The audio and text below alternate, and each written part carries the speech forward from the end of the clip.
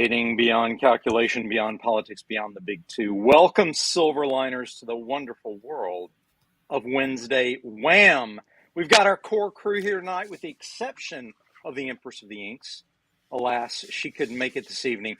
But we do have a special show. I'm Dean Zachary, your host, and we are joined by one of the wizards of wordplay, Rory Boyle. We have the Paragon of Pencils, Rob Davis, and a special show tonight because we are focusing on the superior skeptic himself and his skills with coloring. Yes, Aaron Humphres will be guiding us tonight and really talking us through his coloring process. He does a fantastic job on Godlings, and he's going to show us how he does it. Before we get started, if you could just, Aaron, just tell us like what tools you're using first so that folks kind of understand the gear.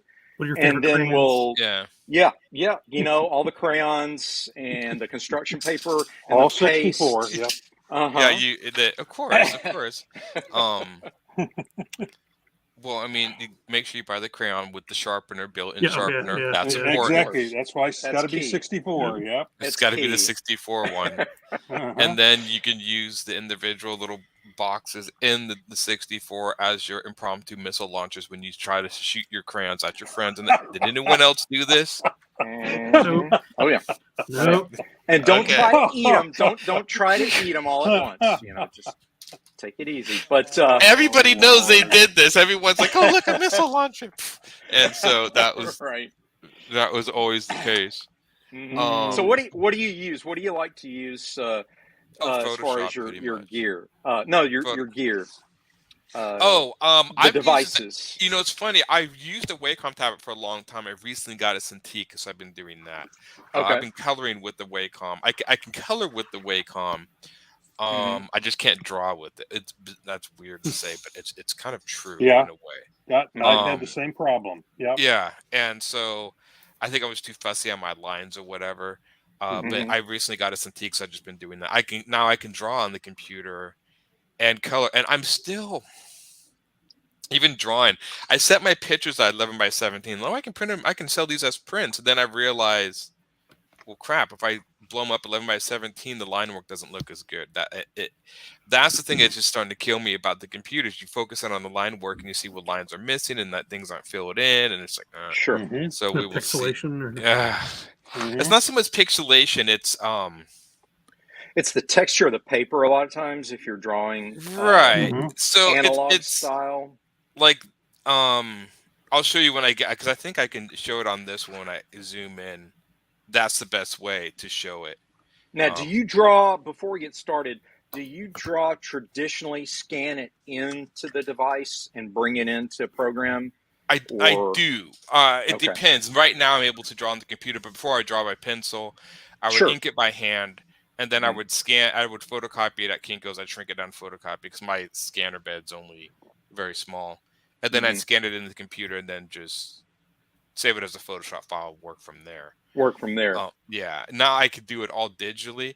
I'm still not completely, there's still some other stuff I have to work around digital. Again, it's that, and I'll show you some of the, like they tell you, like the golden rule, don't magnify your artwork when you're drawing on it. Because then it just, your OCD kicks in, you got to fix everything. And you don't do that with an inked picture. I mean, if you're inking 11 by 17, what you see is what it looks like. So, but yeah, and then I color it in Photoshop. I know you can color in clip art, and I thought about working on doing that, but I'm so used to Photoshop that it's just easier for me to save it as a Photoshop file and go there. Well, that's good too, because that's probably the software that the application that most people are familiar with anyway. So they're familiar with layers. Most people have at least encountered it if they're interested in digitally producing their own comic books. They kind of understand the basics of Photoshop. Well, you know, bring up a black and white and walk us through, Aaron. And once you do, I will go full screen and we'll take questions and I'll throw some out there, you know, and just go for it, man. This is the screen. And so this is what I mean. Like, it looks good here, but this image is supposed to be 11 by 17. So if they were actually see it regular size, you start to see a little bit where the lines I don't match do. up, and if you Yeah. go further in, and that just Right. has to do with it's like, again, you don't magnify it because you pull it out, it gets, the more you pull it out, the better looking it gets. Sure. Because your eyes Sure. don't pick up on those little. So I don't know. So I'm thinking I may have to just color one of these, print it 11 by 17, and see how bad it looks, because I don't really want to, like, what's 11 by 17, so I have to go in and like repair all of this. I don't really want to do that. What needs repair? Because I have an No, I would- untrained eye, so I don't see any problems with it. Where specifically Right. are you I guys think looking? a lot of it is, Aaron, that as the artists, we focus on the imperfections of our own work. Yeah. Right. And a lot of times the viewer and the reader, they are so, entranced by the art itself They're not that going to notice it. they're not going to notice. I wouldn't worry too much about it. The key here is find a comfortable size as you're in production mode, which you are. Yeah. You scan it in. You can zoom in and out as you're doing. Now there's your base layer, right? Your base layer this is is your my line base art. layer, and I put Okay. a gray. Somebody taught me a while ago that instead of coloring with white, you can actually color with gray. Yeah, you It's can a use little any easier color. on the eyes. Mm-hmm. And so, and this is just like, I put in the flat colors of him, and I already have this done, so I'm just turning on layers Sure. as you see fit. And of course, the idea is, like, you want to eventually, for him, you get to the point you turn on shadows, and then it totally changes it. And then you put on his light, which would be his highlights. And there's some other lights too I did around that. I kind of combined layers. But like, you take that away, and then you see how flat he looks. Right. Well, let's start at the beginning. When someone starts in, they're like, I want to color my artwork. They've got a black and white piece. The first thing you want to do is create a layer that's underneath the line art, but you have to make the line art transparent. So that's multiply, right? Yeah, Okay. you want to put it on multiply, and these are your layer options, right? And you can do all sorts of, and just for fun, I'll show you the different ways these, like, let me see if they get okay. Like, so this is dissolve, and you see as I just go down the list how different layers will actually affect your art. Yes. And so this is all stuff you can do and like overlay and lighten it. And then of course you get in there. I mean, you get some crazy stuff like differences. Right. Yeah. And so, but you just put on normal for the colors. This one you want on multiply, your line art. Okay, so line art's on multiply. You were saying to comfort the eye, you may want to throw a gray background underneath that. Yeah, so it's not so stark. Right. Yeah. It kind of adds like a little bit. You see how it's a little easier. Yes. It's not such a stark white. It kind of. Sure. I an art teacher, and I didn't do that for a while, and I started because I was so used to, I didn't do it, and I started doing it for a while, and I'm like, oh, okay. And I just picked like a gray from like one of the grayscale swatches. Sure. It doesn't have to be big, but something to kind of help lessen it. Now, I've seen people approach coloring many different ways. The two most common ways I've noticed as I watch colors and as I've colored myself is some people do select and fill. Some people literally like to scrub in or shade in or paint in the color. Now, which one do you like? Do you use both? And does it depend on what you're coloring? I like to color it in. And the reason I like to color it in is because a lot of times if you use fill, it sometimes leaves a white line, like a thin white line between or a lighter line of the color. Yeah. Right. Yes. And a lot of times you also want to color underneath the line art. This actually, because it you'll see it. But and also coloring is also kind of like hypnotic, so it's just relaxing. It's just sit down and color. But yeah, I hand color all that in just because it's kind of part of the fun process. You can go back and fill it in, but I don't know. I do that sometimes. I mean, it's quicker, but then again, I'm not necessarily in this to be quick. So you're working in layers, and your colors have to be underneath the inked work. So you do that. Yes. You do that how? Because that sounds like you're using a different process than I use. Yeah, it's multiply and then right underneath. So like if this is the color. So if I actually take the color and put it over the lines, like above the layer, that's what it looks like. So Okay, Yeah, yeah. see, below the line layer. below the line layer, because the line is It the ink pops that in. holds everything. So Right. you want to color. Some people do it different ways. Like if they do fills, a lot of times, Rob, Yeah. what they'll do is they'll adjust the settings so you don't get that edge to it, and they'll do Right. just Yeah. drag and drop. And they'll literally drag and drop colors. That'll just do your flats though. But I don't want to get ahead of folks. Now, Yeah. they're explain to folks about flats and what that refers So to. flats are Yeah. like I've heard a lot of people will hire other people to do flats, and then it's just basically they separate each. So the way I've always seen it done is they'll separate each. Like say you have like, we'll just take this because I already have this saved, and like they'll basically like let's just cut this. Which one I cut? There you go. And then you can paste this. So from what I gather, each, like say this is a flat color, it'll be like its own little. Now maybe this is wrong because I know people use channels. I'm still not an expert at channels by any means of the. You're talking That's about a how lot I of do. people will use a mask or an alpha lock Yeah. or some sort of process hold to Oh. limit where the color can go. Yeah. But Yeah. I've found that if you have a closed circuit, if you have a closed space in the black line, you can select and drop. Yeah. So this would be like when I've seen people do flats. Yeah, they'll either do that or they'll make, I think, each piece separate so they can just highlight each piece and then color that with the marquee tool. And people hire people to do that. But I just kind of think that takes the fun out of it. I don't know. I mean, Well, yeah, if you enjoy the process, go for it. Yeah. Some people, and that was going to come to you. Like when you're looking at a black and white piece. Let's say this piece right here. My first thoughts when I look at a black and white line art page is I'm thinking, okay, what time of day is it? Where's my light source? Right. Is it bright day? Is it twilight? Is it noon? Is it early morning?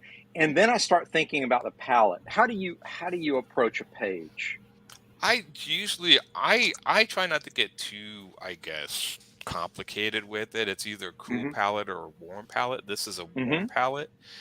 And then of course I think they're always like warm colors like will pull forward and cool colors will recede. And so that's always kind of a general idea to keep in mind. A lot of times I'll use color for focal points, bright colors. This is why his hair is orange. So in a lot of my pictures, there's so when I draw certain characters, like I won't repeat certain colors. So the color of his eyes are green, and then he has his orange hair. Those colors will not repeat anywhere else in the picture.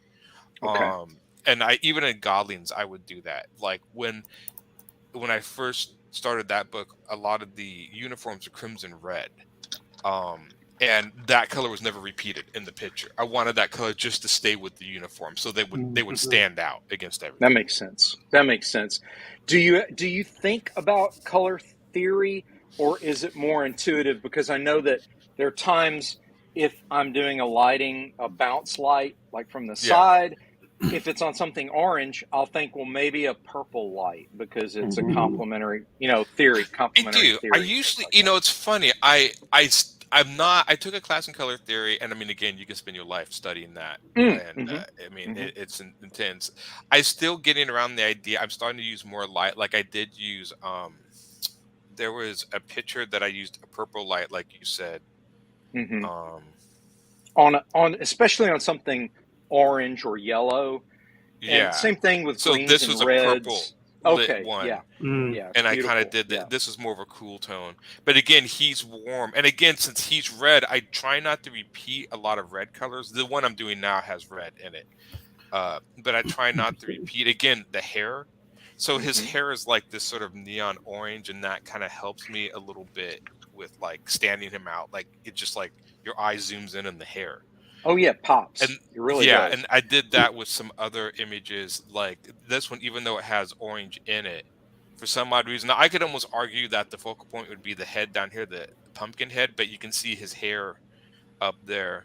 Focus. And I do a lot of composition. This is a circular composition where I'm using color to the orange as a circle to go around the picture. and then it just kind of leads your eye around. It's the motion of the frame, Exactly. I mean, you have the chain, which obviously is creating this circular motion, but you kind of can highlight it with the kind of balance it out with the heads and stuff. I try to do that with my photography, and to give people a picture, and their eyes will always follow the same pattern no matter who's looking at it. Yeah, it's just it's innate. I mean, and I'm trying to think. This one, unintentional Renaissance or accidental Renaissance photos. Have you seen that? This one's a little different because it was so cool on it, and that he was the only warm character. But I didn't know any other way to do ghosts. So that's cool. It works, but again, he's still like the focal point is still him. And so I do use color theory, but I don't know how much I think about it. I think it's just innately what looks it's good. more innate. Yeah. Have you ever thought about I know that with your style this may not be appropriate, but I have seen colorists use depth of field blurs and motion blurs. Oh yeah. Have you ever thought about that, or any lens flare effects, or anything like that? Do you use effects? I have not. I do use some Gaussian blurs. Like when I did the color, there is a orange, and there was a fade, so I'll use a Gaussian blur for like certain light effects or whatever. But I sometimes, I don't know. I almost fear when I see people use Gaussian blur, they either use it too much, where it's very distracting. It can be, yes. So you really have to have a fine edge. I do use some textures in some of my art, not in this style. There's another type of art. That what's it called? Gaussian. Gaussian, Gaussin, Gaussian blur. It's used a lot. A lot of people use motion blurs as well. I think, like any kind of special effect, you have to be very selective and use it rarely, or it will become distracting. Comic books work so well, especially with Aaron's style, with a much more caricatured style like that, or cartoon style, as some people call it. They work much better just flat, without much effect. Now, this one I use some textures on. This was the cover I did for my friend's comic. This is even a character in his comic. He just asked me to draw some crazy image. I've been drawing images like this, and so there is textures on her neck, like right here. I see that. Wow. Yes. A little bit in her helmet. Like this is a metal sheen in her helmet. So very liberal use. Same thing with, this is a logo from his book, so it was a metal. So you can, I have mixed in textures, but very subtly. I don't. Very subtly. Like, overdo them. Looks like looks more like realism versus just computer inks. That was the idea. I don't know if I have any other. I'll try to be. I have some stuff in here that could be bad for the internet. Racy.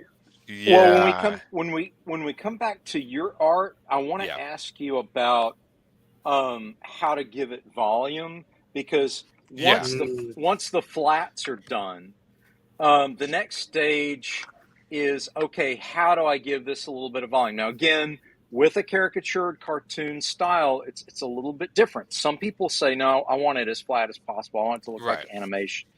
But do you bring in, again, color theory, or do you say, look, I'm going to just use dodge and burn and darken or lighten the existing color that's already there? I actually do. I actually shade it. So this would be his shadows on him. Oh, nice. Can you zoom in on that for us? Yeah. Aaron, so, and it's super easy to do. A lot of cartoonists will do this. And all of these shadows are just there are usually like a darker color. It's on multiply, and I usually pick, like, if I do, it's on multiply, and I do the opacity. So like if you do like you can see it get darker on his little claw where he's holding it, and then you go down to about 20 is where I had it. That's about right, and you start to kind of like feel it, like, okay, that's about there. You can start to feel like when it gets to be more contrast. And I can just turn this off, and actually I'll just make a layer and show you how I do the layers show us above how you do it. The line layer. So the line art, you want to go above the line art. You just put it on multiply. Now, since he's a warm color, instead of going solid black, I usually pick just up here, more going towards the red. And Okay. I'll do this. So if I'm doing blue, I'll actually do a blue. So it's Okay. not solid black. Okay. Right. It just adds a little bit of warmth to it. You just put it on multiply, and you want to. I just usually adjust the. Oh, let me just do it at 37. That's how I start out. You just put it on color, and then you would just. Let me just do something on his mask. Yeah, and let's then you would just, watch you work here. Yeah. Yeah, see if you can't see my pin, so I'm always worried you can see, but you can't. So Zoom in a little bit for us so we can see that. So you're using awesome. that blue right there, right? Yeah, that looks really good. That gives it looks a like lot it's mixing with the color that's already there. Yeah, this is on multiply. So if it was on normal, it would look, and then multiply kind of does that sort of thing. Okay. And multiply, then you would just color it in.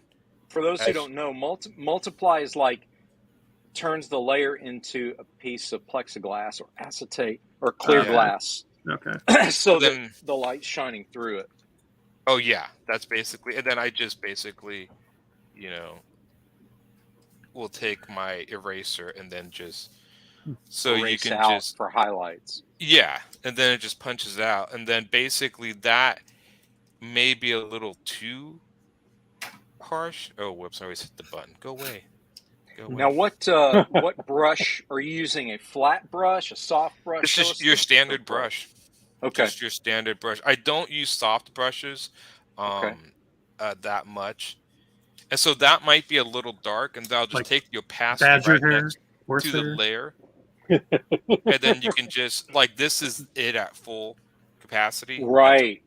Okay. And as you knock it down, your eyes start to go like, no. That's starting to look. And you find the sweet spot. Right. Yeah. That's starting to look more like a shadow instead of another color. And then you would just, 27. Usually, most of the time it's in 27. And this depends on the color too. So if I was to take, this is what you have to do each shadow by each layer. So if I do another one for his skin, and let's just say that was 27. Right. Because I multiply, it's going to look different on his skin. Let's show us how you would contour shadow his skin. Let's go from So let's just watch you do that. I'm super colorblind. So when you say his armor is red, everything but the hair looks orange. Everything else on him for me is a shade of brown. Oh really? Yeah. Oh yeah. The armor is pretty red. Not redneck, but red. Maybe it's redneck. I don't know. I see a brown red for the armor and a lighter brown. Yeah. The outsides. Well, this also looks so different too when you see it. This will change color when it's printed. You're having light shine into your eye, so you always have to realize it's going to change a little bit. It goes a little darker. Oh, it goes darker. Yeah. That's a little dark, so you almost want to that's at 27. That's almost a little dark for his skin, so you can tone the opacity down to look more natural for his skin. Okay. Right about there, and that's a 15 or a 14. So you'll notice even though I'm using certain times I'm doing 28, it looks maybe a little dark or whatever, so you can tone it down a little bit. And so each color on here, I do a separate shadow layer, and then I adjust the shadows for each color. So it's not just one. What color are you using right now? Show us the actual color. Because what you're doing is you're using opacity instead of coloring. From using a palette, you're using really opacity to contour. Exactly. That's interesting. Mm-hmm. And this is basically like a red. It is it's basically just an off red, almost like a black, but it's an off red. I don't know if you can see that. It's very dark. Okay. Okay. Yeah, I wanted the viewers to be able to see what color you're using, and that it's important for them to know you're on a layer. The layer is set to multiply, and you are adjusting the opacity. So right. I'm using the opacity to adjust the shadows. Okay. And that always works better, because then if I'll go back and readjust things and make sure they kind of look right or whatever. But eventually after you do this is all of his shadows put together. Oh yeah. And so this is after I get all the shadows on. They all look like that. And now, these are all I'm sorry, these are all different layers. There's a layer for his skin, there's a layer for his other shade of skin, here's a layer for his axe blade. And then, so you have to go through, because not each opacity matches each color. So you have to go through and adjust each, which it takes a while. So you can't just do like multiply and then do the entire shadows in one opacity color, because the colors don't always mix evenly. So you just kind of So go through and would adjust you it. recommend to someone, you'd say, look, make a layer for the like make it character centric, so you have like 6 layers for each character. One is flats, Yeah. one is shadows, one is highlights, one is whatever. Okay. And So do you label them? Do you label them that way? I'm lazy and I don't always. I will label the groups. Like if there's this Noct, his name is Noct, which is short for nocturnal. I don't know, it just the name popped into my head. And so, hey, don't knock it if it works. Yeah, don't knock it, right? Oh, but seriously, folks, don't knock it. But yeah, I just go through and all his shadow layers are under one group. So I do use groups. That way I can turn the groups on and off. Like this is the right vampire. And these are what, I mean, if you want to take the colors off, these are what the shadows look like. Oh, cool. That's cool right there. Yeah. Yeah. So you can even do a black and white. Now you have a black and white image. And so literally, that is awesome. That's important. I don't want to gloss past this. Yeah. I'm sitting here looking at this thinking, you've got immediately a black and white version of your comic just because you do your shadows in the same tone. That's awesome. Exactly. And there's some people, there's 2 ways you can also do this. So you can also do a grayscale. And so I'll do this on a separate layer. I've seen this done before, and this is kind of a, I just want a new image. Let's just. Okay. And yeah. Say you want to color something, and I'm just going to color an object. Like this is the base gray. Okay. And say it's like a cube or something. And then you want afterwards pick like a darker gray. Let's do that for like the darker gray, and you can shadow your entire images in gray tones if you want. And like, okay, this is gray tones. And say you want like, and then pick almost a white gray for like a highlight. The color that, if you want to, and I've seen people do this, which adds a little bit of a different effect. You can say like, well, I want a red brick. You can just take it and let's pick like, I don't know, an off red, like say crimson red. Make this a multiply layer, and then when you just color over top of it, it's just going to pick up all of those. So it's going to shadow itself underneath. So you just put a base color over the gray tones, and now you have, and then maybe if you want to adjust a little, like, then you have like a shadow. And I've seen people do that too. Well, they'll literally shade their entire pictures in shades of gray. It'll all be just a complete gray, and then they just add color over the top of it on multiple. That's actually that's a traditional way that a lot of Renaissance painters did that. Would do that. They would do shadow studies and stuff, and it works. Is that how you did it back then? Yeah. That's exactly how I did it. Yes. Yeah. Actually, you joke, but because I have red-green color blindness, I solved a lot of that by doing gray tone illustrations and then doing the colors on layers on top of them.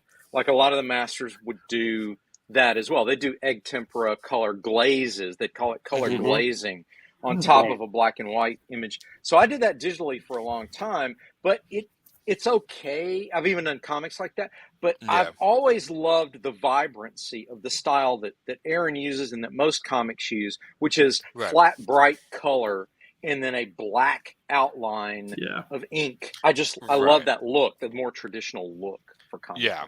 I mean, this is literally, and all you do is just, I'm adding the color underneath and it just pops it. Same thing with, this is the full thing. And then I did put a crimson in the back. So once the color, and this is them without like the shadows. And then you can see the shadows added on and you see how much it just pops. Can you explain the layer hierarchy? What's on the bottom and walk us through, like, What's on the very bottom all the way to the very top? So on the very, so it would be, and I'll just take this. So this is the color underneath the line art, which is set to multiply, are the color panels. It's all the colors that you're going to use. So this is the flat colors underneath the color. Underneath the ink. Underneath the ink, the line art. Above the line art is the shadow layers on multiply. And then you add the light layers. The light layers are done a little differently. When you add the light, it's going to add that extra volume of kick. Oh yeah. And that would be the final shades, image. right? Yeah. So, and it really pulls that out. So that it really does. It really does. So so if you were to talk it through, it would be flats, then inks, then color, then shadows, and then special effects, highlights. Okay. And the highlights and the light is super easy. So I will just do a light thing. And a light is the same way for this one. Since it's a warm, you can use purple, whatever. I used an off yellow. And so if you were going to, again, let me focus on his head. It's the same thing, except you put it on overlay, not multiply. You put it on overlay. And then you adjust the opacity, and then you can just basically color in his helmet. This is pretty dark, but you just color in the light. And of course, you can fine tune this as you go along. It's basically kind of in a weird way like painting. It is like painting. Yeah. It's additive. And you have to stick to like a static light source in these, right? Yes, so I usually do. You can do it. And so that is 41. That is way. But as you start adjusting the opacity down, it starts to become, okay, that looks like light. Oh, interesting. So, okay. Wow. Yeah. And that's just on an overlay with the opacity. So just multiply opacity for shadows, overlay an opacity for light. And that's it. Okay. Yeah. And then that's, as I deleting my layer, so I make sure I don't remember this. So when I add the all light, that's why I did the light. And I do add a highlight. So there are highlights on him as well. Yeah, show us a highlight. So a highlight to me, and the way I do highlights is I only put highlights on the main character. Okay. There's highlights on these nails in the background, but I only put the highlight on the character you want to see. That way it kind of pulls him out. And I can get you just like this. It's very subtle, but there's him with no highlights. Then when you add the highlights, you see just a little bit of a jump, and it pulls him out. And all highlights is as I actually put layers on normal. You can put it on multiply normal. It's like frosting the tips. Again, yeah, and then you just adjust the opacity.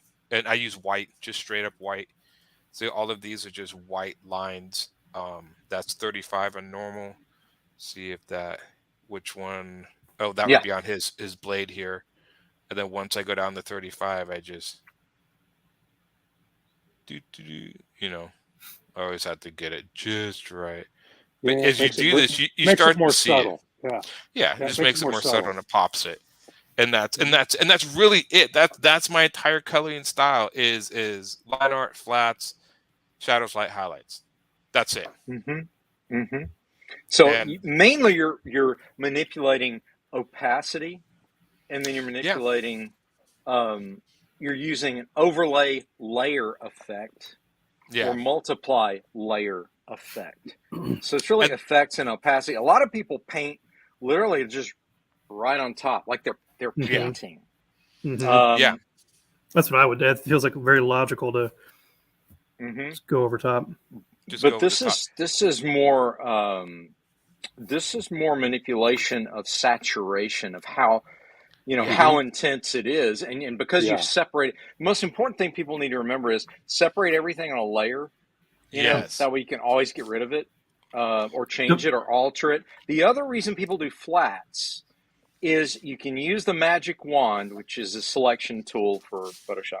Use the magic wand to select entire regions. Like if you had a guy like that blade, you could select the whole blade and change its color or do whatever you wanted to it with just literally touching it with one tool, with a magic you wand. can touch it because it'll, It selects that area. Yeah, It's a selection and blocks out everything else. And blocks out everything ants. else. You can't work in any area except what's selected. Yeah. See, the key, that was the hardest thing to learn when first starting to use digitally was you had to master selection. And what taught me the hard way using a Wacom tablet, like this would have been like 97, right? And you didn't have touch screen. So you were looking up at a screen and you had to control it from, your hand. And what you would do is you'd literally follow the edge of the line with a lasso and select the whole area, right? And that was not easy to do. It's much easier now when you're, because you're touching the actual screen itself. Yeah. But the old Wacom tablets were they were a test. Yeah, they were, and I still do. Strangely enough, this process I do use some selections, but not as much because I'm not using gradients as much. It doesn't. It's really using the pencil and then erasing. It would be like making a shape and then erasing it down to how you want the shape to look. Well, I noticed something about your work, Aaron, and that is when you did that piece for your friend's cover and you did some really nice hatching work, contouring the figure on the back and shoulders of the figure. I don't see that as much in your work. Do you use that for volume in your own work at all, or do you just depend on the color? I do. I usually try to keep, if I'm going to do cross hatching, it's for black and white. Okay. And then I have colored it in my Godlings. I do color it when I ended up. My Godlings is super simple, and I didn't go the full. Let me see. Let's pick a random page. There's enough of them. Okay, here's a random page. So I'm not using the lights and shadows in here except very minimally. So even on her, I'm letting the cross hatching do the volume, and I don't even think there's a little bit of shadow here, and like even on him there's a little bit of shadow by his knuckles right here, but very minimal because the idea is I wanted the cross hatching to do the work. So I didn't it felt redundant to do the cross hatching and then shadow over the cross hatching. I'm like, well, then why do I put the cross then why do the cross hatching? Phil says, hey, Coloring Hepcats. Hey, Phil, thanks for watching. If you have a question for Aaron, please feel free to post it for us. I like with your work particularly, Aaron, I like the fact that you use color rather than hatching. For more realistic style, I like hatching because I love line work, period. But I like the line work you use for your style. It's perfect. See the intensity of the color of that character on the left and how that just jumps forward. I mean, you keep focusing on that character. Again, it's all cool colors, and he's the only crimson. And his blue and crimson are only one G. So he pops immediately. I did use a little bit of gradient on the back of the wall. That's the extent of my gradients. I use a little bit of color gradient from the dark, but just very minor. And even when I do the shadows, I only shadow certain things. I'll shadow her green, and I shadowed a little bit of the brown. But I wouldn't shadow the lighter. So I would pick 3 colors to shadow. Like him, I shadowed the reds, and then I didn't shadow the browns, and I shadowed a little bit of his skin, and that's it. Very subtle shadows. The idea was I wanted the crosshatch to do most of the talking. The way I got the trick is to hear them not make it look so flat. Is that's kind of more flat, but I use these old pages, and then I put a texture over the top of the old page, so it kind of gives this weird texture. My comic art is simpler. I try to. I mean, if I'm doing vampires, I could just go ballistic. In fact, I want to do a knocked comic book, and I want to actually do the entire comic in this color style with the shadows, and that's going to take a while. So I'm doing one comic at a time, and each comic will be its own thing. Hey, man, you can knock that out. Yeah, no problem, right? It takes me about, once I do something like this, it takes me 3 days, maybe 4, depending on it. And so most pencil pages like this color, I would color 2 pages of this a day. I can color 2 pages a day because it's just simple colors. This is much better. It looks cooler, but again, the cooler it looks, the more time it takes. The more time it takes, Right. Godlings, I want a specific look, so I really I didn't want to focus on all these crazy colors. I wanted to do more cross hatching, and I've always done that with my comics. I want specific looks, so I won't always have the same style. Like I can even show you old art that I was digging to my do I have yeah. So this is an old book I did called Did Luck. When the whole thing's done. Now it's got to load. Okay, we'll let it load for a minute. And Did Luck was like almost written like a kid's book. And I did this back in. Okay, we'll just do that page. So this was thicker lines. The lines were a little thicker than this. And I used my shadow and the coloring technique, but it's much more cartoony. And this was like 60 pages, and this whole book's done. I got to figure out how to. The printing's a little off because it's a horizontal book. But yeah, I did this in college just to practice coloring because I was still learning this. I'm like, oh, I'm going to do a whole thing. But like each one of and these were inked with a brush. So this was traditionally inked with a brush, not digitally. Okay, colored not digital. Yeah. Okay. So, and of course, you can see from that coloring style to this, I've refined it. Oh yeah. I mean, yeah, more quite obviously. a bit. But this was supposed to be a much simpler style, and then I've gone more, like all detailed and crazy and stuff. So yeah, I will actually pick the ones that my children's books are the ones that can be the most intense. And those are, let me see, it's by intense you mean more like just more saturated color, less muted tone, or more colors? What do you mean by more intense? Just a lot. This is there's just a lot of it. Oh, okay. I see what you mean. So they're full page spreads. This book was meant, I was like hiding animals in it. So in this one, there's like little animals and stuff for the kids to find. And the idea was it was much more picture focused than story. So there's a little bit of writing, and then there's a lot of focus on visuals. Yeah. Visuals. I wanted the people to look at it. So this was all inked by hand, and then it was colored in the computer. But there's just a lot to it. And you get, the main light source, of course, was the fire. And in the fire, I did use a Gaussian blur inside the flames to make the flames kind of poke out. And then a lot of times I would just go. So that was, and this is one of my books I was published by Action Lab. I think it was like, did I have one of the city scenes? Takes a while. This particular book, each page, just to color it would take almost a week. Okay. So this whole book took an entire year to make. But again, it's supposed to be a lot of it. That's the idea. Yeah, that's very saturated. Can you zoom in to some of the close-ups here? I'd love to see like the textures, your architecture. I'm not sure if I did any texture. I did some light here and there. I see that. Yeah. Yeah. Very nice. Very nice. It's fair to say a lot of shingles texture. Yeah. I love the design. Your fairy tale world there. It's great. Yeah, she's a tour guide, and she takes this family on a tour of a fantasy land. Yeah. And that's why you see all the animals that they have the tour map and they're all pointing and stuff. And what's funny is as they go through the tour, they get stuff like any tourist would buy stuff. So this is her, like the mother's hair. And then as you get to the very end of the book, she gets a hairstyle, like her hair done. That's awesome. And they actually show like this is the mermaids. These are big files, obviously. Big files. I was going to ask you, do you ever think about saving out a flattened version that you can just show? Yeah, these are all printed in books. But this is her at the hair salon. So she gets, and then I keep that hairstyle through the rest of the story.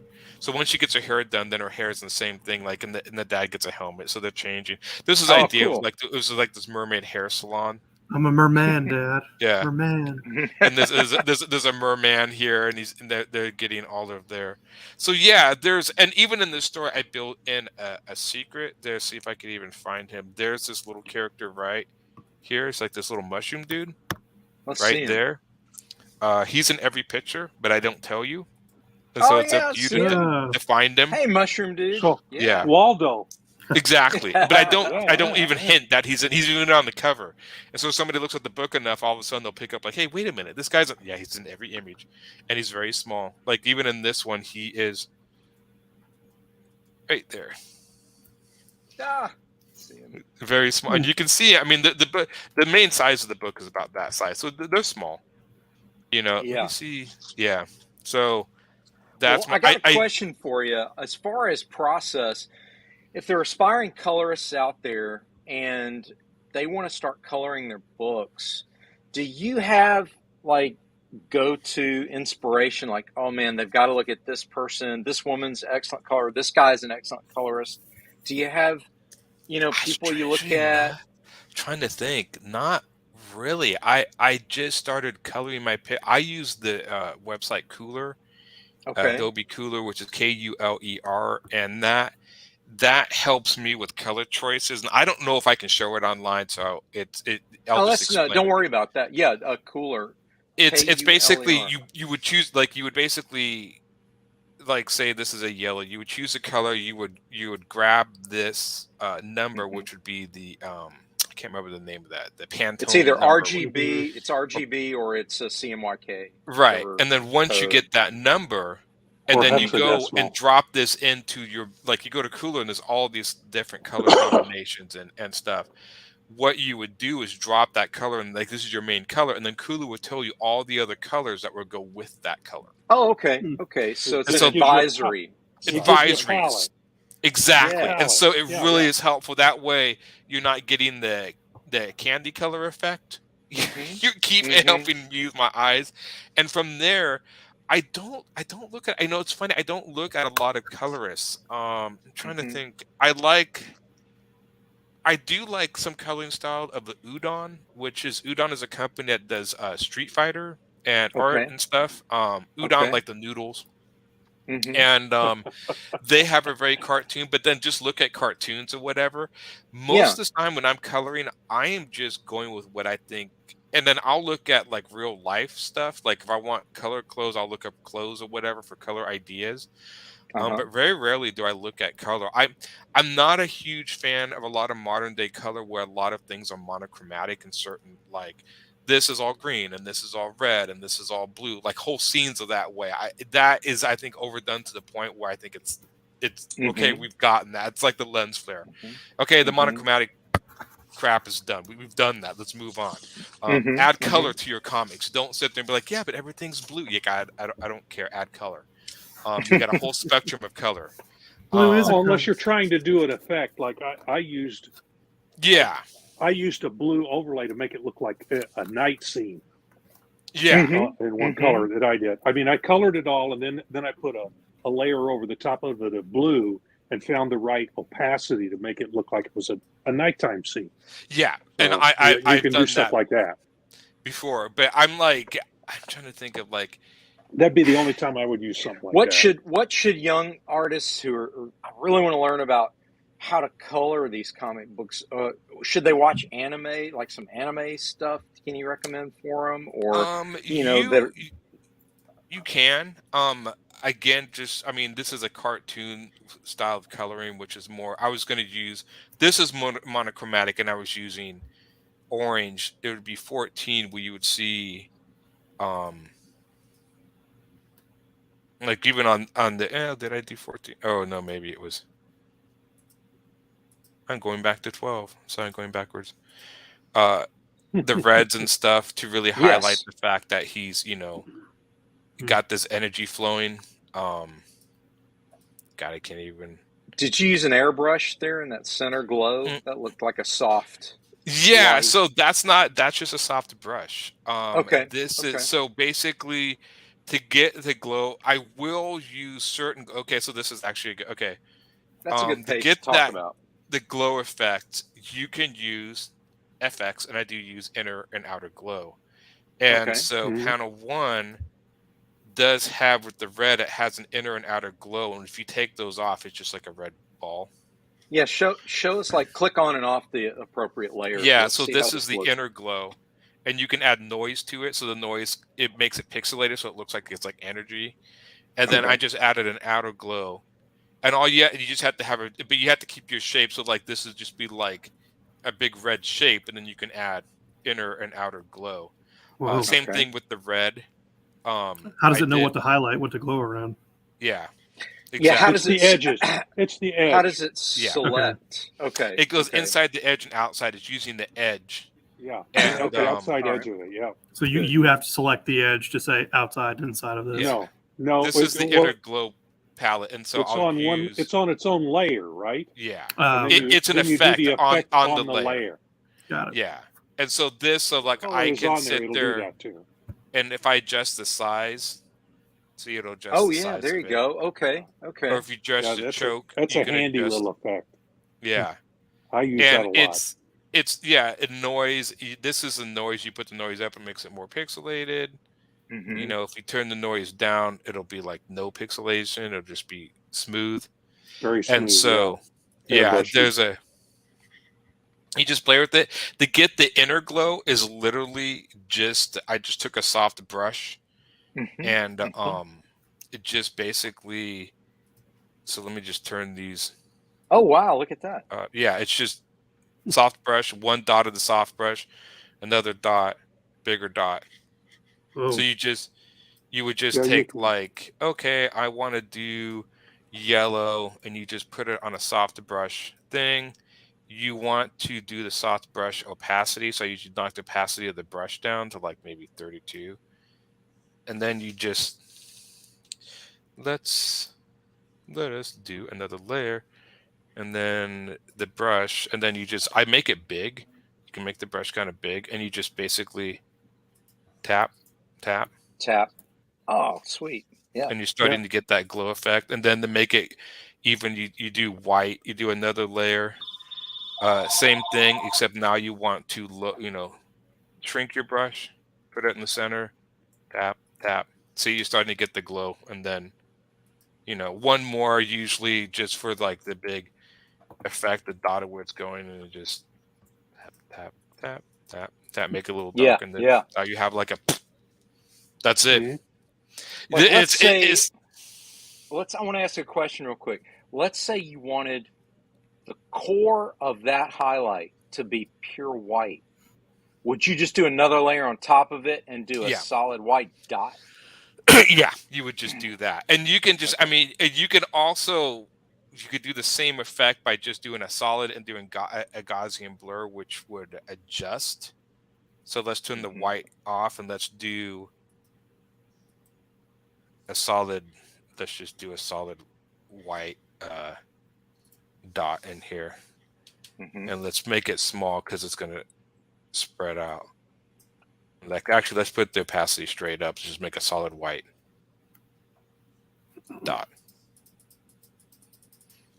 That's there's textures over the top, but that's yeah. I can see it. Yeah, Very and then cool. you can go to the blur, the Gaussian blur, and then from there you can start adjusting. Like that's the dots there, and then as you adjust it, you can get more. So if you want to adjust the blur effect, you can do it that way. Buzz up the edges, yeah. And so that way you don't have to worry about that stuff. So there's again, as you start to notice, Photoshop is a lot about there's many ways to do the same thing. Oh yeah, it's what people prefer. Some people would do that a completely different way, but what's cool about this is it's such a powerful program that you find your own way that's comfortable and fast for you. Yes.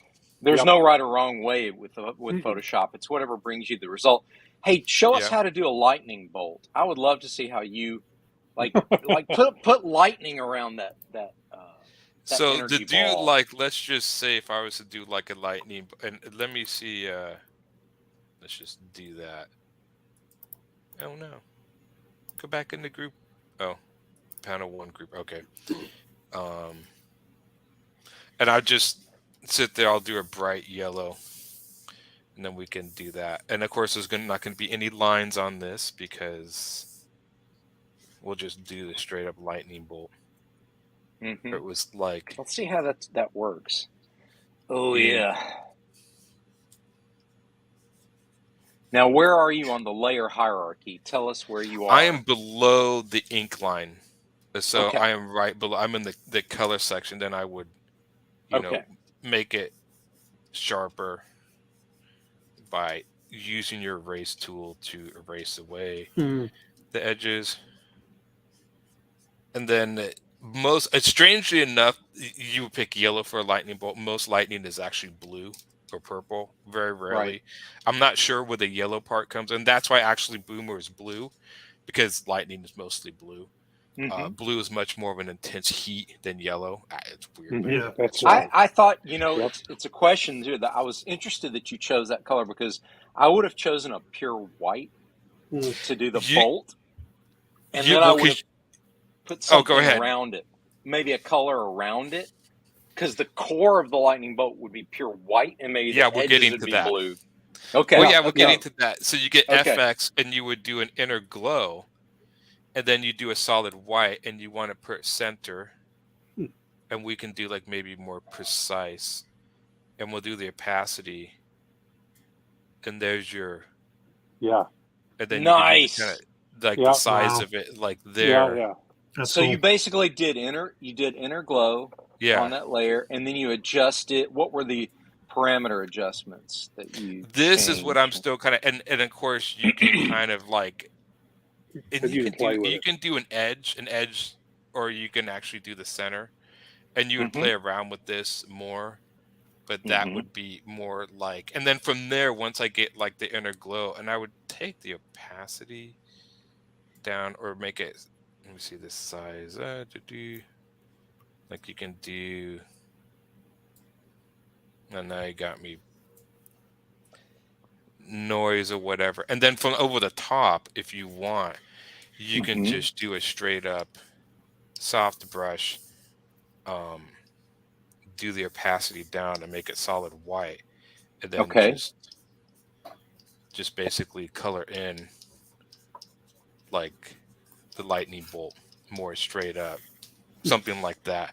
And again, I mean, even with the lightning bolt, I would actually almost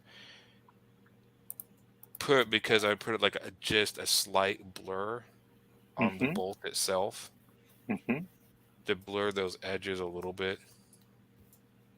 Very nice. Like maybe, and then you could do line art, but I mean, you can play around with it simple. So, but you can do white, or you can paint in the white. Let me see, because I have done lightning bolts on him before. I am going to grab. I got to try to think of like what page today.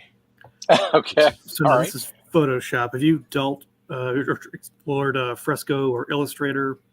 I do Illustrator a lot. Illustrator is a whole different beast. That's vector art. Really? Okay. Yeah, I don't play with it as much.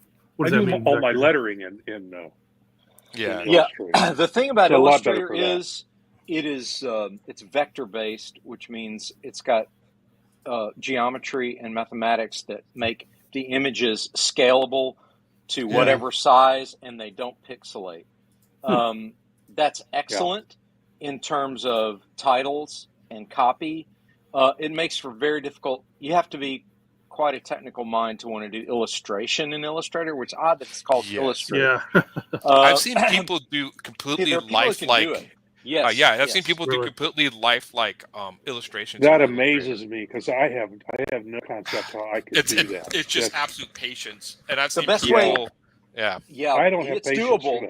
For that. the way people do it, Rob, I've seen them do it. The way it's done, and the way to get your head around it is, imagine taking little pieces of colored construction paper and layering them all on top of each other to paint a portrait. Everything is a geometric thing, and you just blur it, right? So Photoshop is more intuitive to the artist in terms of you're worried about the image, not the edge of the image. And Illustrator is about the edge of the image. And I did a lot of early on. I did a lot of work with an airbrush, a real airbrush. Yeah. In fact, I still have it.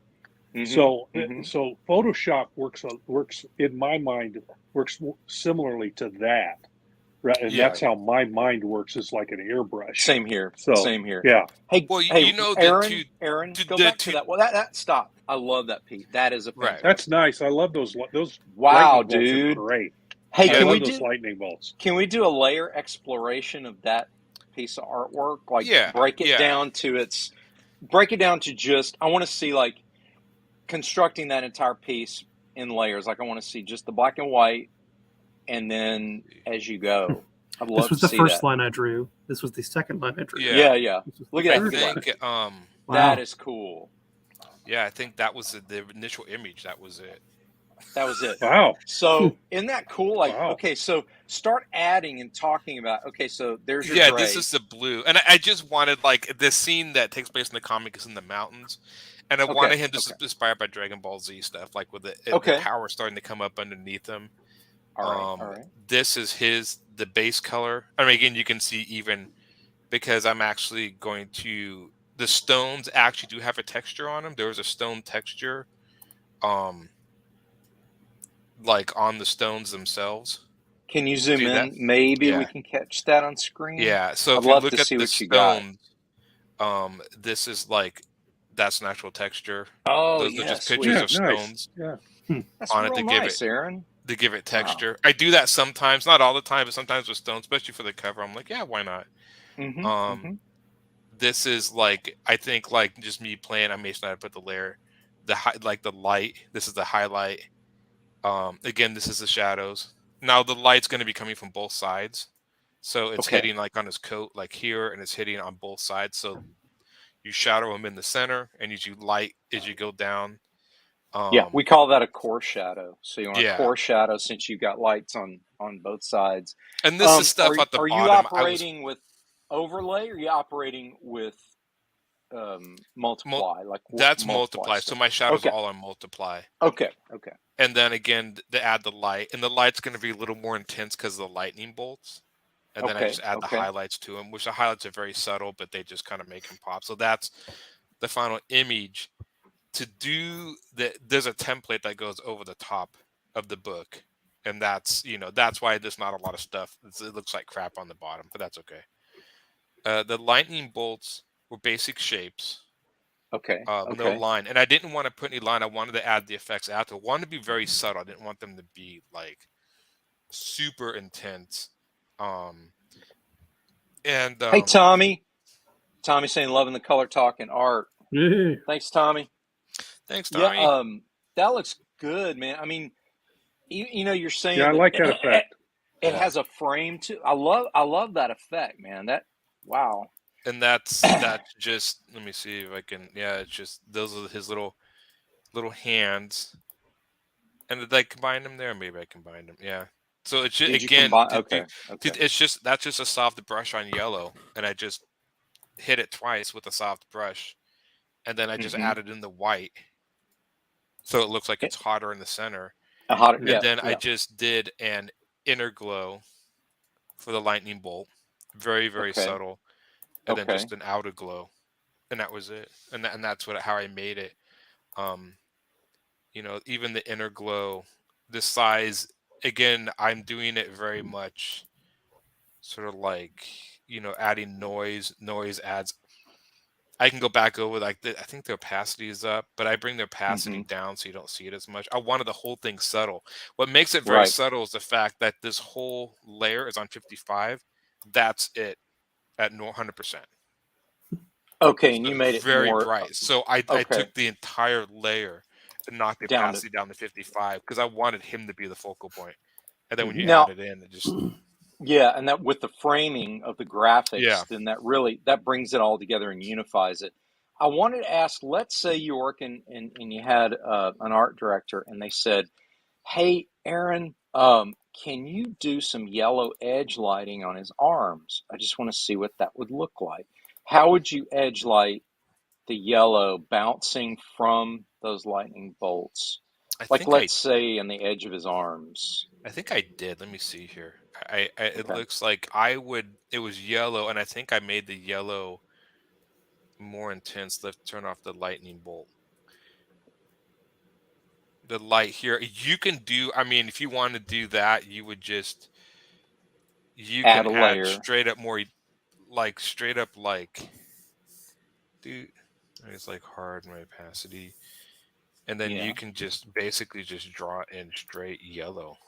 Yeah, there you go. There you and go. then it would just, and then from there, And then you up would on his just, shoulders, go up, put some on the yeah. shoulder. I just want to see what I'm just curious to see what it looks like. No, I mean, you would just, yeah, you can just, you can trash this layer after, obviously, oh but yeah, I just yeah. wanted to see it just to show people like what edge lighting can do on a piece.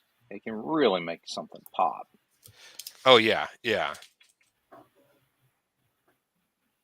Now, You would would you just, soften it or would you leave it hard edge like that? I I'm would just leave it curious. myself because it just matches. I would leave it hard Yes. edged. Okay. Yeah, that's what I would say. Strangely enough, if you actually just sit on and look at shadows at life, most shadows, even though have soft edges, some do. Mm-hmm. A lot of Mm-hmm. shadows are very hard edged, Yeah, more you're than right. you would think. Yep. And so it's just like a certain style. And then again, I would just, now you can do overlay, but the overlay is going to take away the yellow.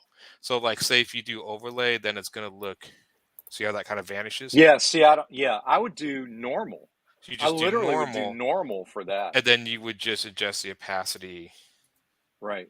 Now as you see oh fit. yeah. Wow. And Yeah. then you could take it down so it looks like it's just bouncing right off it. Yeah. And you could maybe do a little Gaussian Nice. blur or something. Yeah, you can do that, Nice. and that would totally do something like that. And then you would just, Sweet. yeah, you can. It just adding all this stuff in. It's Photoshop's definitely a powerful tool, and I think it's funny how so many people who use Photoshop, will say stuff like, "Do you know?" Like they'll be certified in it. And it's like, yeah, I only know like 25% of Photoshop. Like it's And they're such a big certified. program. And they're certified Yeah. Photoshop users. Oh yeah, Yeah. I think most people admit they learn just enough to accomplish their tasks, but Yeah. it would be very difficult to be comprehensive. Everything Aaron has talked about tonight with the multiplying layers and all that Yeah. stuff, I know absolutely nothing about how to do that. Not one bit. It is super I do my easy. coloring completely differently. Yeah, really. This is so cool. Yeah, it's a whole different process. I Gentlemen, learned it. I just lost power. I I bought this might have to comic book. run. Oh, Rory, Yeah. are you okay, man? Yeah. Hopefully it's a temporary loss. Hopefully we'll it's see. temporary. We shall see. Okay. This was another one where I did a glow effect, and I also sometimes to get glow effects, you can do no, that's my template. Let me see the art. Is there art? Okay, Can you? the art. Yeah. Can you break it apart Down, for us so that we can see layer by layer? Let's do an autopsy of this thing and see. So that's There we again go. what I started with. Yes. And then like, look, I want everybody to notice, look how flat this image is right now. Yeah. And just with Aaron's use of color, how he brings it to life, he brings a lot of energy to it. But I want people who are aspiring comic artists to realize the image itself can be simple. If you have facility and talent with coloring techniques, the line art can be very simple, but you can still accomplish it and create a compelling and dramatic image because you understand color.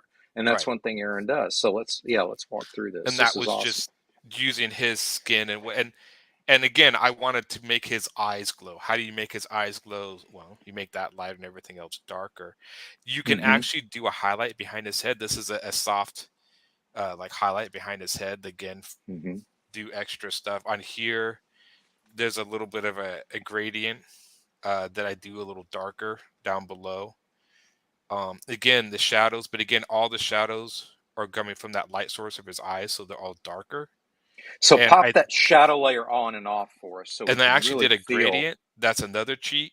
You can do you can do a little bit of a gradient. So this is this before, the skin.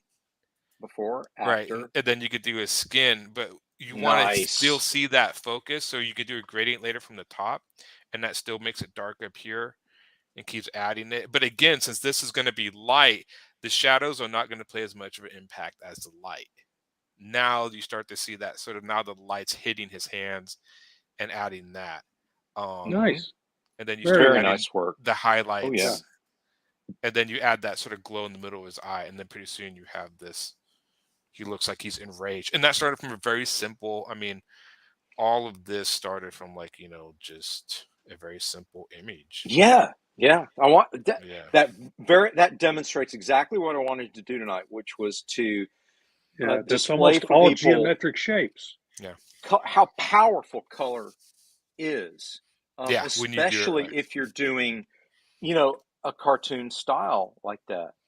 Yeah, it's almost all color. And that's I've always been drawn to more of a cartoon style. That's always been my jam.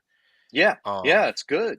Because I like Saturday morning cartoons and all of that. But all of that and a lot of like here I have another cover I could do that took me like super easy to draw, but again it was all magical effects. And I think it was cover 10, but I could be wrong.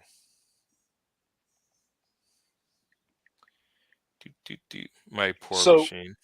So Oh, no, let's talk just covered about 9. timing as we're getting closer to Yeah. the end of the broadcast here. Let's talk about what should a brand new colorist who's getting started, once they have facility with the application, so they understand how to color. How long does it take if you've got a cartoon style? Oh, that's cool. Ooh, that's nice. How long Yeah. does it take to color like that, for example? What can they expect as far as time? The bigger ones I saw, it took me a week. I'd say 2 to 3 days it takes me to color it. Somewhat reason shadows are the longest. Flat colors, and I will forewarn you that most of the time you're going to put in flat colors, you're going to think your art looks like crap. I do that all the time, and then this isn't turning out. Then I add the shadows and light. And I'm like, oh, now it's awesome. So get past the flat color look. You just got to push through it and do the lights. Yeah, shadows take the second longest, and then the highlights are really simple. It's really color because you're just coloring the opposite side. This whole thing started. Let's see if I can turn off all the. Yeah, let's break pictures. this one down. Let's just look at That's it. Oh, look at that. That's So the image. That's all I really it was. want people to focus on that and be like, okay, so first of all, that's a testament to Aaron's imagination, because in his mind, he knows what's coming. He knows the color system that's going to elevate that from just fairly simple line art to a very dramatic piece. So what was the first thing you did? Let's go layer by layer. First thing, second thing. That would just be, adding the color as base, and then just this big purple mass on these are what it was before.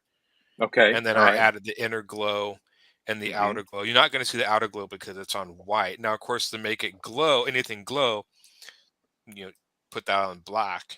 Boom. Put it on a black background. Right, boom. All of a sudden, everything pops. Yeah. Right.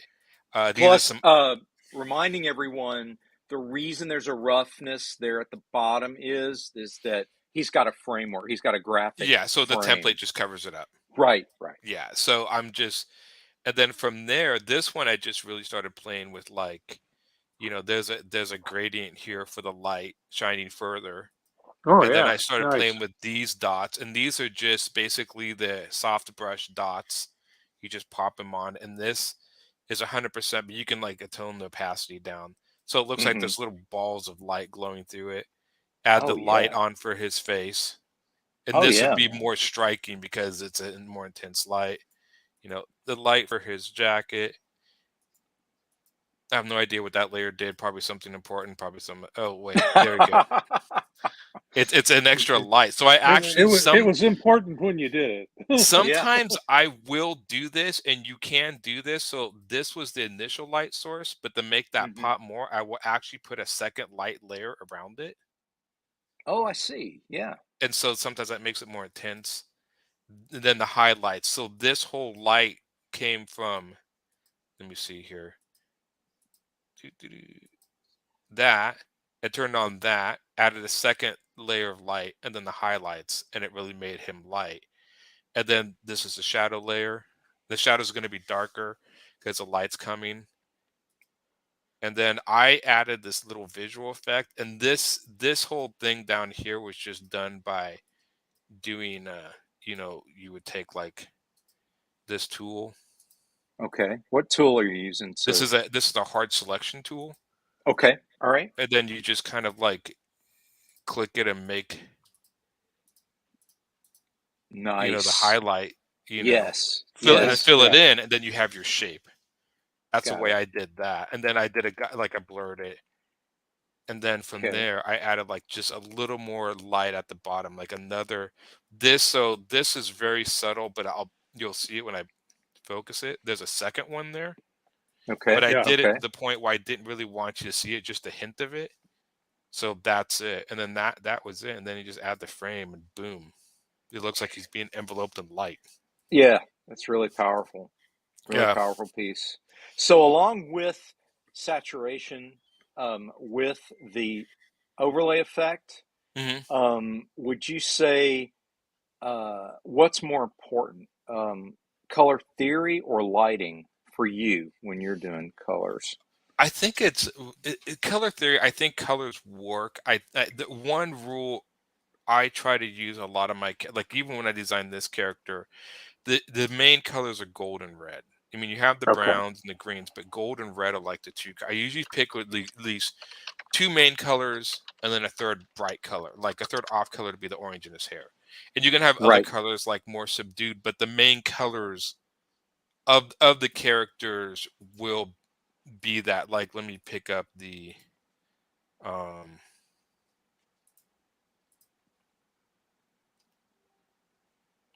I know. I'm drawing all this stuff off of a portable hard drive, so it takes a minute for my computer to think. Like, what are you doing? No worries.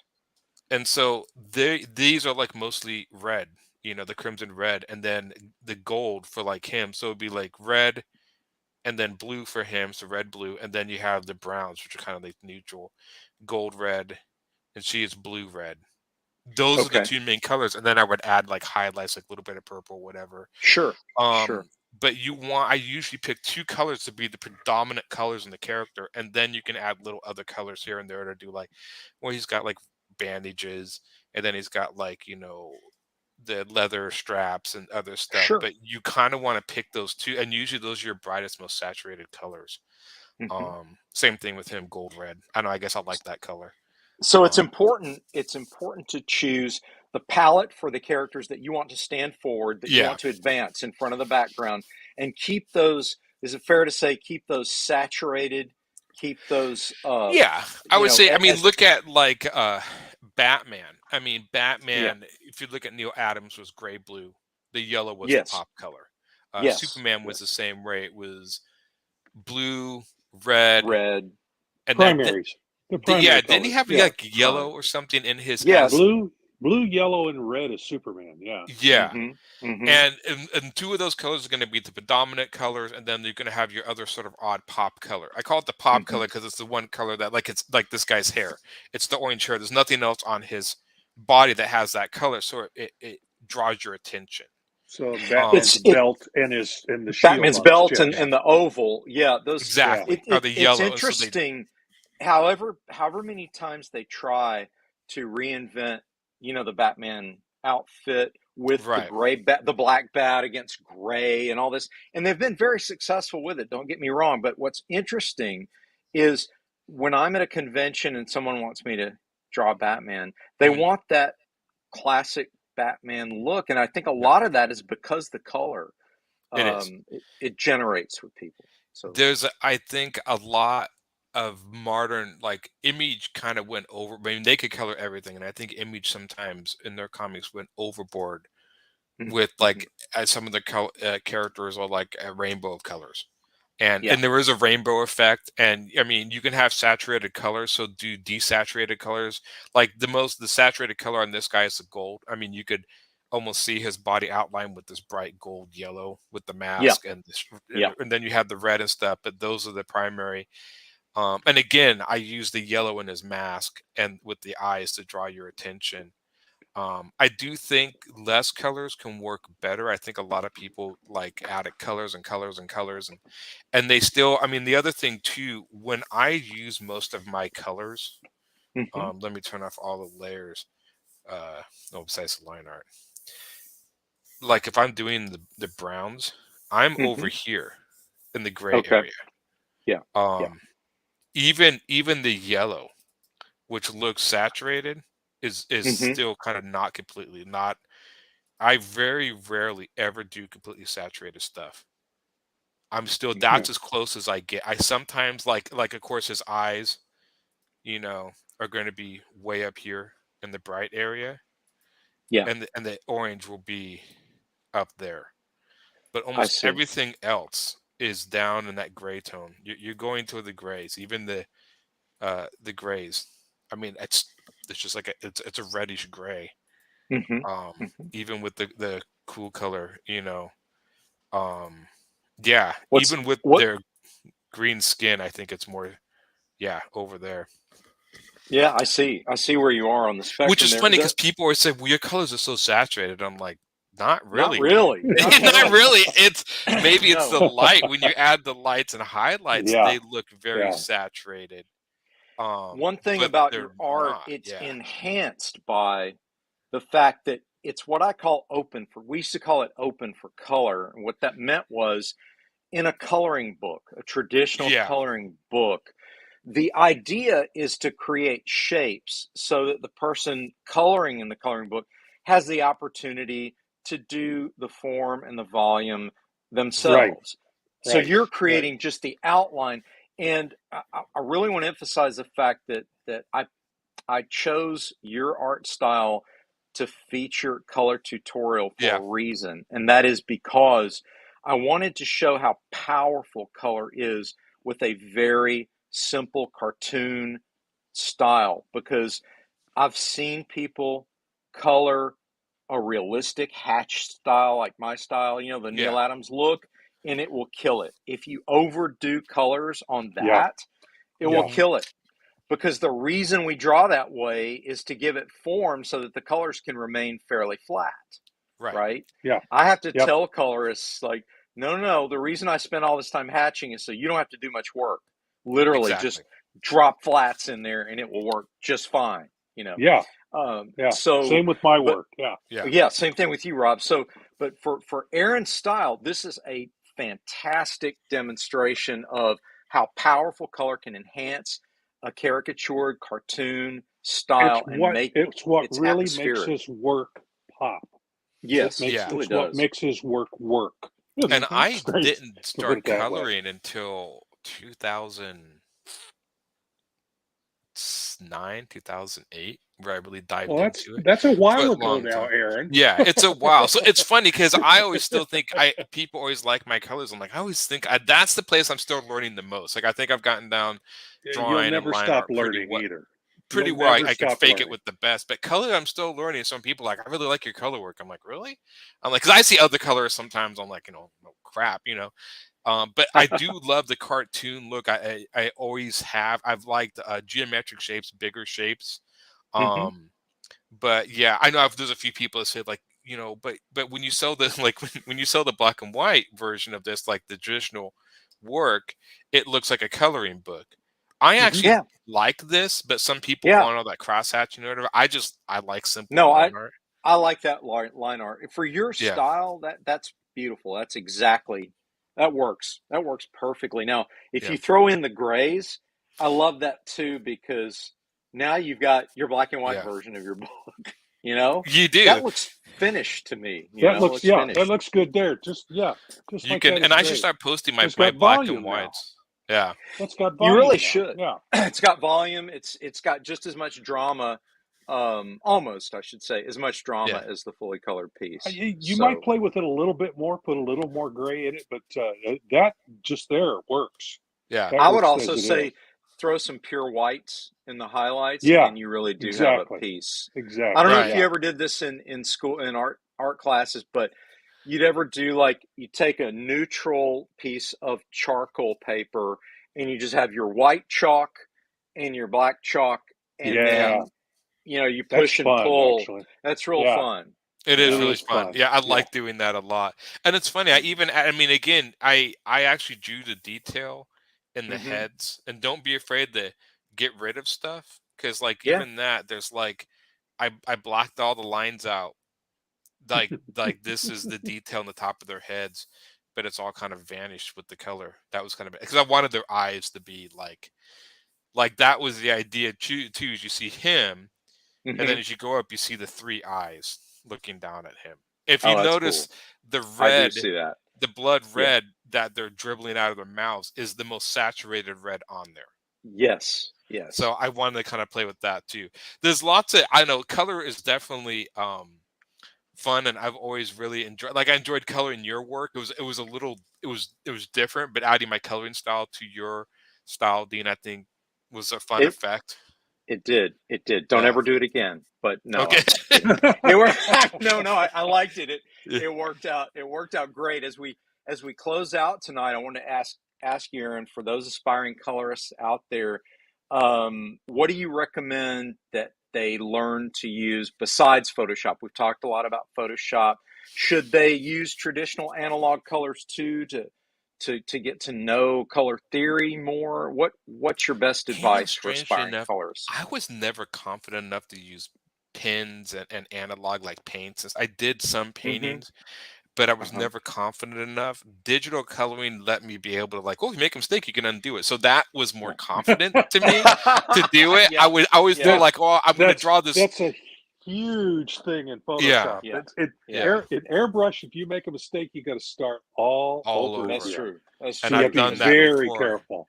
Oh yeah. Where it's like I've done airbrush stuff and then painting, and then it's like, well, I could draw it again, but yeah, so it's very nerve-wracking. I would say start in digital to play with color.